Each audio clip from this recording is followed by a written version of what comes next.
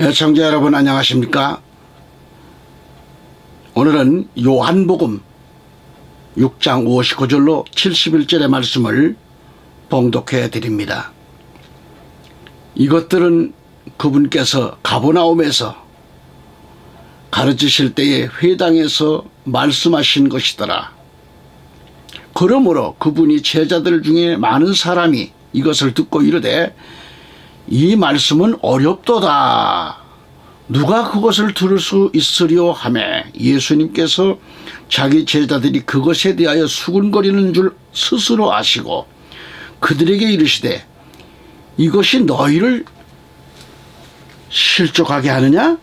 그러면 너희가 사람의 아들이 이전에 있던 곳으로 올라가는 것을 보면 어떻게 하려느냐? 살리는 것은 영이며 육은 아무것도 유익하게 하지 못하느니라. 내가 너희에게 이르는 말들은 곧 영이요 생명이니라. 그러나 너희 중에 믿지 않는 자들이 더러 있느니라 하시니 이는 예수님께서 믿지 않는 자들이 누구며 또 자기를 배반하여 넘길 자가 누구인지 처음부터 아셨기 때문이라. 또 그분께서 이르시되 그러므로 내가 너희에게 이르기를 내 아버지께서 오게 하지 아니하시면 아무도 내게 올 수 없도다 하여노라 하시니라. 그때부터 그분의 제자들 중에 많은 사람이 돌아가고 다시는 그분과 함께 다니지 아니하더라. 이에 예수님께서 열둘에게 이르시되 너희도 가려느냐 하시니 그때 시몬 베드로가 그분께 대답하되 주여 영원한 생명의 말씀들이 주께 있사온데 우리가 누구에게로 가오리까? 우리는 주께서 그 그리스도시요 살아계신 하나님의 아들이심을 믿고 확신하나이다 하매 예수님께서 그들에게 응답하시되 내가 너희 열둘을 택하지 아니하였느냐? 그러나 너희 중에 하나는 마귀니라 하시니라. 그분께서는 시몬의 아들 가룟 유다를 가리켜 말씀하셨더라. 그는 곧 열둘 중에 하나로 그분을 배반하여 넘겨줄 자더라. 아멘. 할렐루야. 전국에서 해외에서 이 방송을 애청해 주시는 여러분 안녕하십니까? 오늘도 주님의 은혜의 날입니다. 기쁨과 소망으로 하루의 삶을 주님과 함께 하시기를 축복합니다. 이 시간 요한복음 6장 59절 71절을 상고하면서 말씀의 제목은 살리는 것은 영이니 육은 전혀 무익하니라는 말씀으로 예배자의 자세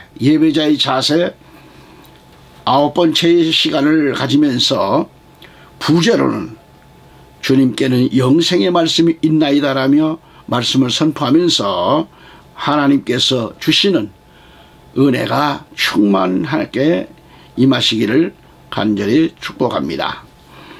자, 그러면 하나님의 말씀을 듣고 깨닫는 자 생명이, 깨닫지 못하는 자 심판, 심판 생명과 심판을 말씀을 들어봅니다.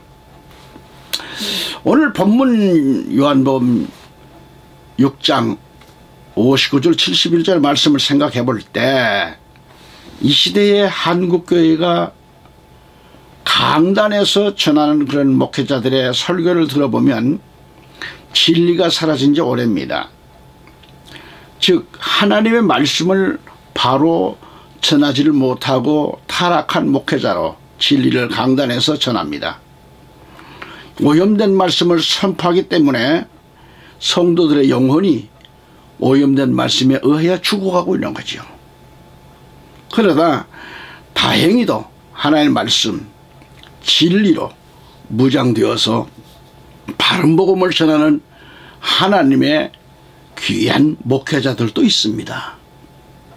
오직 하나님 편에서 무장되어 말씀을 선포하는 하나님의 종들이 있습니다. 하지만 신앙인들 중에는 귀한 말씀을 깨닫지 못하고 있어서 안타까운 모습을 보면 마음이 아픕니다. 사실 귀한 말씀은 아무나 듣는 건 아닙니다. 이런 부류의 신앙인들은 귀한 말씀을 듣기는 들어도 깨닫지 못하기 때문에 재미가 없고 관심도 없어요. 그래서 요한계시록 2장 3장에서 예수님께서는 7 교회에 보내신 편지 내용에서 공통된 점이 맨 마지막 말씀이죠. 귀 있는 자는 성령이 교회들에게 하시는 말씀을 들을지어다 라고 하셨습니다. 성령이 7 교회 성도들에게 하시는 말씀인데 이 성령의 소리를 누가 들었는가? 세상 속에 빠져있는 육적인 자들은 이 성령의 소리를 들을 수가 없습니다. 육적인 자들은 이 성령의 소리를 못 들어요. 또 볼 수도 없어요. 우리 예수님께서 오병이어의 사건을 통해서 놀라운 그런 영적인 비밀을 알려주셨건만 무지몽배한 저 인생들은 끝까지 주님의 말씀을 이해하지를 못해요. 그래서 결국 예수님을 떠나고 말아요. 다 떠납니다. 왜 저들이 예수님의 말씀을 듣고도 깨닫지 못했을까요?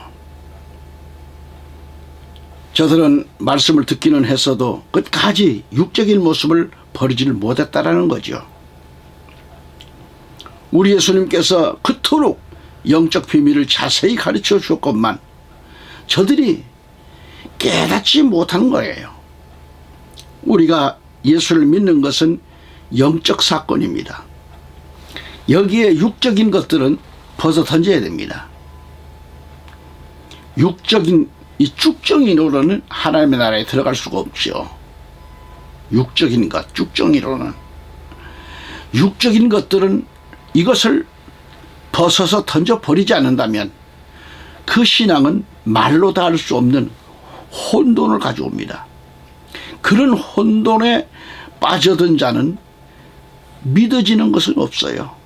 생각나는 것은 의문뿐입니다. 의문을 갖고 있으면 어떻게 돼요? 자신이 생각하기를 왜 예수를 믿는데 이런 어려운 일이 생길까? 왜 복은 안 주고 어려운 일만 닥치는가? 그리고 의문만 품다 보니까 유대인들처럼 결국은 예수를 떠나고 만다는 얘기죠. 오늘 이런 신앙인들 중에는 자신이 예수님께 오병이어의 떡을 달라고 소리치며 뒤따르던 그 무리들과 다를 게 없지 않는가. 여기서 우리가 저들의 말을 좀 들어봅니다. 예수님 말씀이 너무 어렵다 그러잖아요. 저들의 소리는 육의 세계만 보고 예수를 따랐기 때문에 예수님이 말씀하신 영적인 말씀을 이해해하지는 못했다라는 겁니다. 말씀을 모르면 듣는 것도 힘듭니다. 이런 말씀을 누가 들을 수 있겠는가? 첫 번째는 영적인 자만이 말씀을 들을 수 있다라는 것이 59절로 63절의 내용입니다. 요한복음 6장 63절을 가보면 살리는 것은 영이니 육은 전혀 무익하니라. 내가 너희에게 한 말들은 영이요 생명이라 하셨습니다. 오병이어의 사건으로 시작된 빵에 대한 말씀을 예수님은 회당에서 가르치셨습니다. 성경은 그들을 제자들이라고 기록하고 있습니다. 그러나 그들은 예수님이 하신 말씀을 전혀 이해하지를 못했습니다. 아니, 이해하려고 애쓰지도 않아요. 그러니까 육적인 자가 영적 세계를 안다고 하는 것 그렇게 쉬운 게 아니죠. 영적 세계를 모르는 육적인 신자들은 모여서 예배는 관심이 없습니다. 수군거리기만 할 뿐이죠. 여기서 회당은 하나님께 예배를 드리고 성경 연구하고 기도하던 공공장소를 가리킵니다. 오늘로 말하면 공공장소가 교회예요. 또한 여기서 말한 제자들은 12 제자들이 아닙니다. 이 제자들은 누구냐? 예수님이 직접 택한 제자들이 아니라 자기들이 자청해서 제자가 되겠다고 하는 그런 자들이죠. 이런 제자는 수군거릴 수밖에 없습니다. 요한복음 15장 16절에 너희가 나를 선택한 것이 아니요 내가 너희를 선택하여 임명하였나니, 임명했어요. 이는 너희로 가서 열매를 맺게 하고 너희 열매가 남아있어 너희가 나의 이름으로 아버지께 구하는 것은 무엇이든지 그분께서 너희에게 주시게 하려는 것이니라 그랬습니다. 우리 예수님은 너희가 나를 택한 것이 아니요 내가 너희를 선택하여 임명하였다. 임명을 했어요. 그러니까 인자에 있던 곳이라고 하는 거예요. 십자가에서 죽으시고 부활하실 것을 의미하죠. 그런 말씀입니다. 이러한 사건을 본다면 너희가 믿겠느냐는 그런 질문이죠. 그래서 이 질문은 그러한 사건을 보아도 너희는 믿지 못할 거라고 말씀하셨습니다. 그 대답이 63절에 나와 있잖아요. 육으로는 영적인 세계를 알 수 없고 이해할 수 없다는 말씀이죠. 여기서 오병이의 사건을 통해 시작된 빵과 고기에 대한 그 비밀의 말씀은 끝이 났습니다. 그러나 무리들은 뭐예요? 도대체 이 말이 무슨 말이냐? 그저 수군될 수밖에 없지요. 이런 무리들을, 이런 모습을 보면 예수님의 마음은 어떠하셨을까요? 예수님의 그 마음이 어떠하셨을까? 요한복음 말씀에 오늘 본문 65절에서 잘 나타나 있습니다. 한마디로 너희가 그런 자인 줄 알았다는 말씀이죠. 놀라운 오병의 기적으로 먹이시고 가르치셨건만 저들은 그 심오한 영적 말씀을 깨닫지 못한 그런 상태에서 너무나 어이없게 끝이 났습니다. 여러분, 설교자가요 목이 터지게 소리를 지르고 나서 가장 기쁠 때가 언제인 줄 아세요? 성도가 은혜 받았다는 말과 무슨 설교를 들었는지 잘 모르겠다는 성도가 있습니다.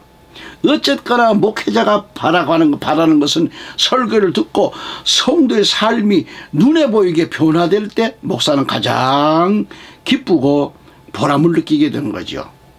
아무리 설교해봐도 변화되지 못한 그런 사람들을 보고 있으면 성경에 등장하는 저 유대인들의 모습과 뭐가 다를까 하는 생각이 듭니다.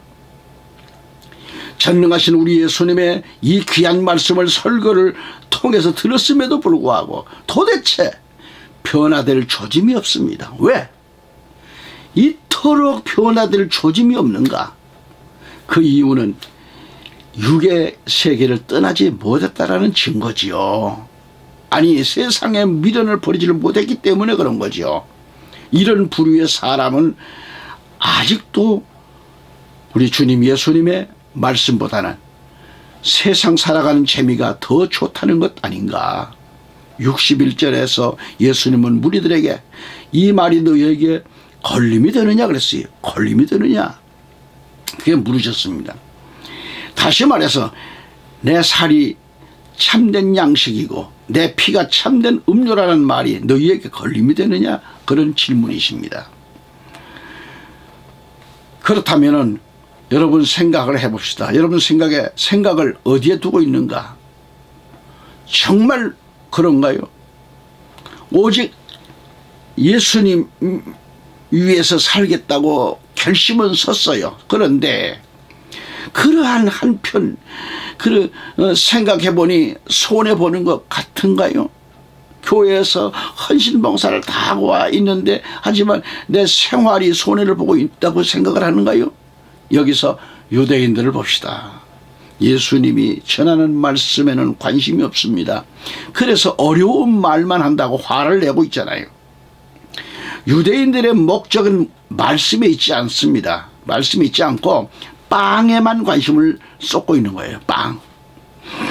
육적인 배만을 위해서 빵에만 관심이 있지 주님의 말씀에는, 영적인 이 말씀에는 관심이 없다는 겁니다. 그래서 어려운 말만 한다 그러잖아요.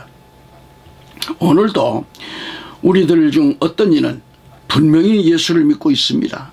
그러나 주님의 뜻대로가 아닌 내 뜻대로 어떤 일이 이루어지지 않는다고 불평하고 화가 난 적 없는가요? 예수 믿으면 복 받는다고 했는데, 부자 된다고 했는데, 그런데 왜 일이 안 되는 걸까? 이 말씀을 듣고 있는 여러분은 주님을 믿는 목적이 뭔가요? 설교를 통해 주님의 말씀을 받고 있는 목적은 어디에 있나요? 새벽 기도를 하는 목적, 철야 기도를 하는 목적, 주일 예배를 드리는 목적, 시키고 봉사하는 수고의 목적은 무엇인가요? 자, 삶의 목적을 어디에 두고 있는가? 삶의 목표를. 여러분의 삶의 목적이 어디 있어요? 무엇입니까? 예수 그리스도의 뜻을 이루어드리는 것이 목적인가요? 아니면 내 뜻을 이루는 것이 목적인가요? 우린 다시 유대인들 그 개개인의 목적을 생각해 봅니다. 유대인들 개개인은 자신들의 뜻을 이루기 위하여 예수님을 왕 삼으려는 데 있었잖아요. 오늘 우리들 가운데에 예수를 그렇게 믿고 있지는 않는가요? 그 믿음은 헛된 믿음이며 우리 예수님은 그런 자와 함께 하시질 않습니다. 그러한 목적을 갖고 우리 예수님께 나온다면 우리 예수님은 그를 만나주지 않습니다. 다시 말하면 우리 예수님의 뜻대로 살겠다는 희생정신의 믿음이 목적이 아니라면 또한 세상 것에 자신의 생각에 줄을 메어놓는 그런 상태에서는 변화되지도 않고 변화될 수도 없는 거지요.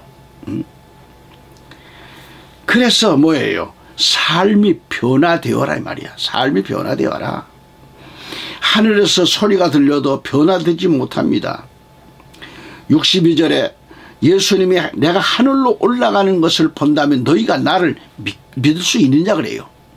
이렇게 하신 이 말씀은 하늘로 예수 그리스도가 올라가실 것을 본다고 해도 믿지 못할 것이라는 말씀이잖아요. 교회에 나와가지고 하나님의 말씀을 듣는다고 다 믿는 게 아니지요. 교회에 다닌다고 해서 다 구원받는 건 아니잖아요. 교회에 나와서 말씀을 들었으면 우리의 삶이 변화되어야 되죠. 하루아침에 변화되기는 어렵겠지만 변화되는 것이 보여줘야 됩니다 하고 주님의 뜻을 따라 살겠다는 목적이 분명해져야 됩니다. 기독교는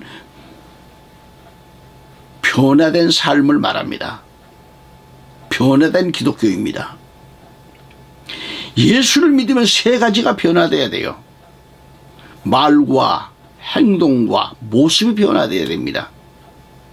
어떻게 처음부터 그렇게 변화되고 처음부터 영적인 자가 되겠는가? 그렇기 때문에 우리는 부지런히 교회에 나와서 말씀을 듣고 믿음이 성장되어 가야만 해요. 로마서 10장 17절에 믿음은 들음에서 나며 들음은 그리스도의 말씀으로 말미암느니라. 우리는 살리는 것은 육이 아니라 영입니다. 그 영이 바로 말씀이고 말씀이 우리의 생명인 거예요. 그러므로 이 말씀을 듣고 우리는 변화되어야만 합니다. 깨닫지 못하고 변화되지 못하면요, 우리들 또한 저 유대인들처럼 예수를 떠날 수밖에 없습니다. 육적인 자신의 가면을 벗어 던져야 됩니다. 육적인 자신의 가면을 벗어 던져라. 그렇다면 우리는 어떻게 해야 할까요? 육적인 자신의 가면을 벗어 던져야 된다는 얘기죠. 그래야 전하는 하나님의 말씀이 귀에 쏙쏙 들어오게 되고 은혜가 되면서 말이죠, 자신이 주님을 위하여 살겠다라는 그 각오가 생기면서 결심이 나면서 세상적인 것들을 끊고 하나님의 말씀에 사로잡히는 복 있는 자가 되는 거예요. 자기 자신을 철저히 부서뜨려야 돼요. 완전히 부서뜨려야 됩니다. 무엇으로? 하나님의 말씀으로 말이죠. 기도로 또 자기 자신을 철저하게 부서뜨려야 돼요. 다 같이 자신을 죽이는 기도, 이중인격, 자신의 가면을 벗기기 위해서 기도해야 되는 것입니다. 이러한 삶으로 무장하시길 바랍니다. 오늘도 끝까지 경청해 주신, 함께 예배해 드릴 수 있도록 이 시간 함께 하신 여러분 모두를 진심으로 주님의 이름으로 축복하며 다음 시간 또 건강한 모습으로 뵙기를 바랍니다. 감사합니다.